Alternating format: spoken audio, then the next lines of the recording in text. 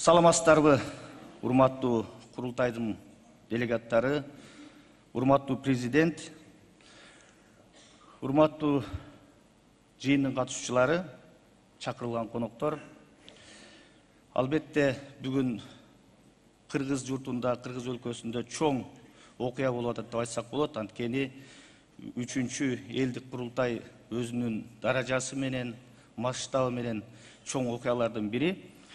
Урматтуу делегаттар, андыктан баарыңыздарды жеке өзүмдүн атынан жана жалпы жогорку кеңештин атынан курултайдын ачылышы менен куттуктайм.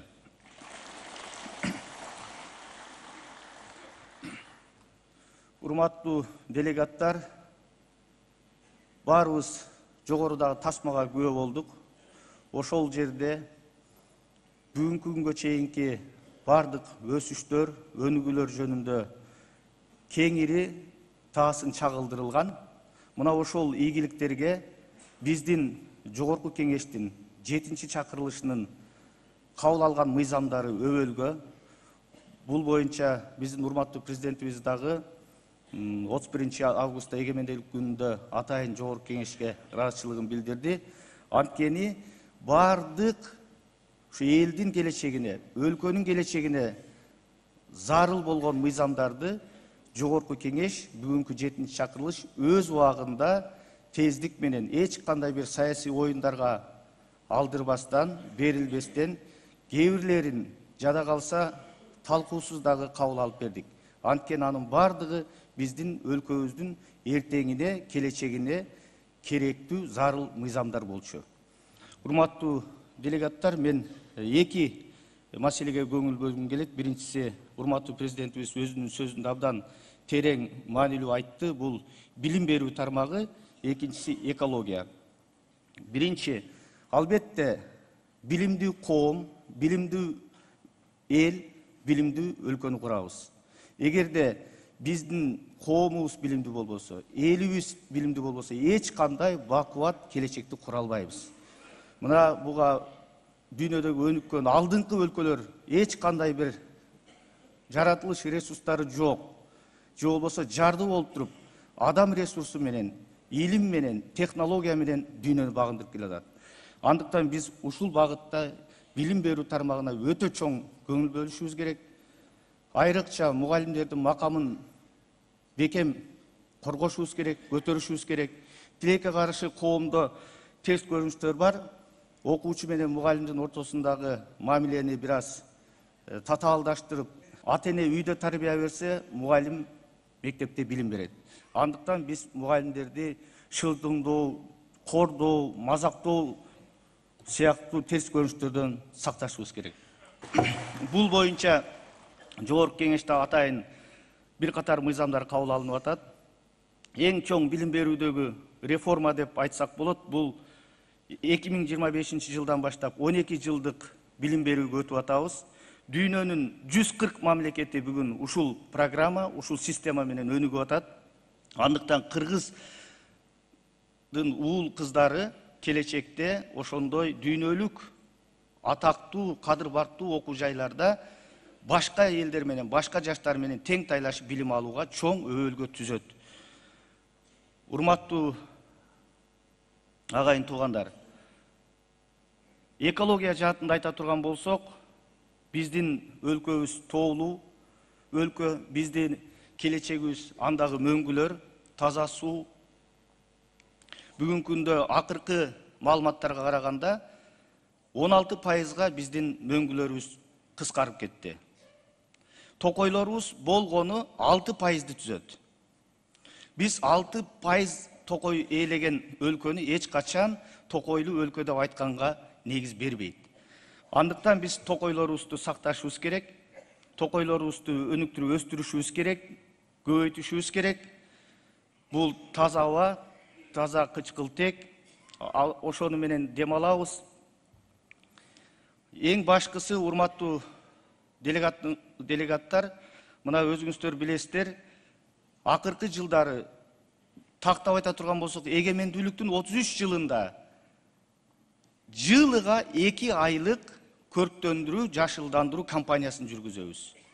Андагы берилген маалыматтарда ар бир райондон миңдеген, миллиондогон сандар ушунча көчөт отургузулду, ушунча бак эгилди деген маалыматтар. Тилекке каршы ошол отургузулган бак дарактын канча пайызы өнүп өстү? Бул башка маселе. Ага кеткен убакыт, ага кеткен акча каражаты эбегейсиз.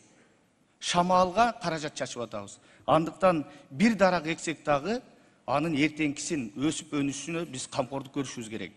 Ошол үчүн мына Токой кызматы бүгүнкү күндө бир туруп Айыл чарба министрлигине коштук, бир туруп өзгөчө кырдаалдар министрлигине коштук.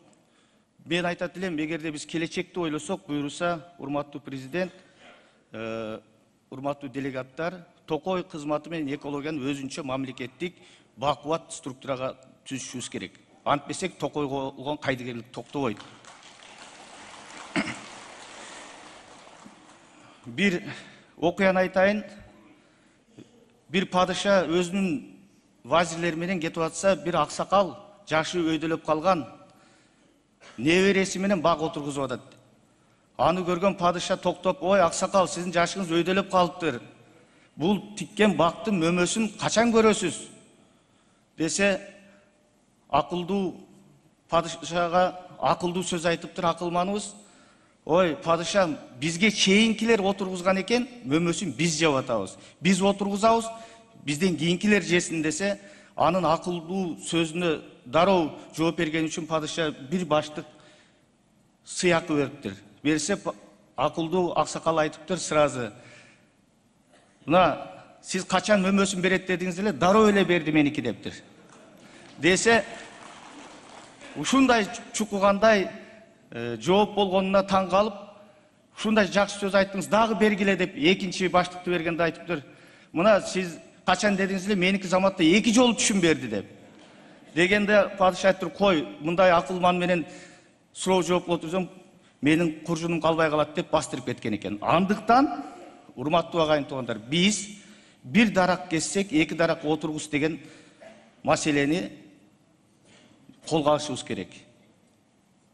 Токойлорубузду өстүрбөсөк, таза экология болбойт.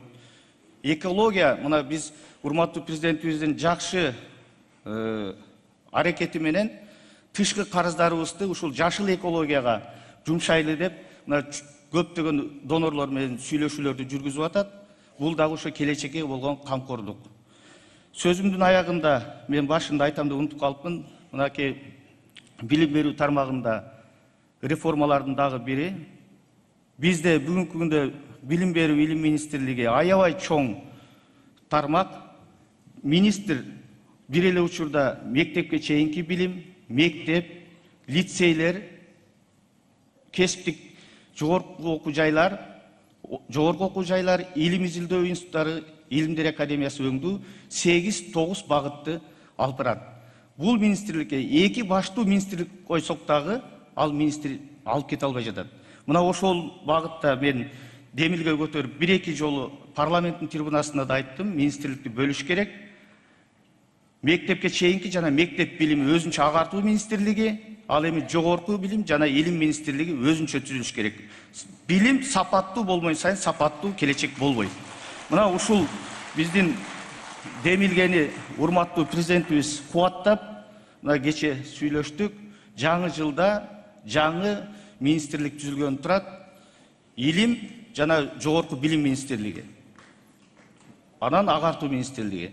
Мына ушул демилгени колдоп кубаттаганыңыз үчүн урматтуу президент, сизге дагы терең ыраазычылык билдирем.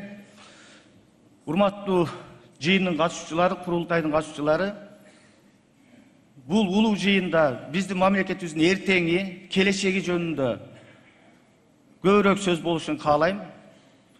Кайра эле мектеп, бала бакча, жол, таза суу өңдүү, күндөлүк маселелер азыраак айтылса, албетте алдайчылык керек. Бирок келечекке карай багыттар аныкталса, курултайдын ишине ийгилик каалайм. Бар болуңуздар.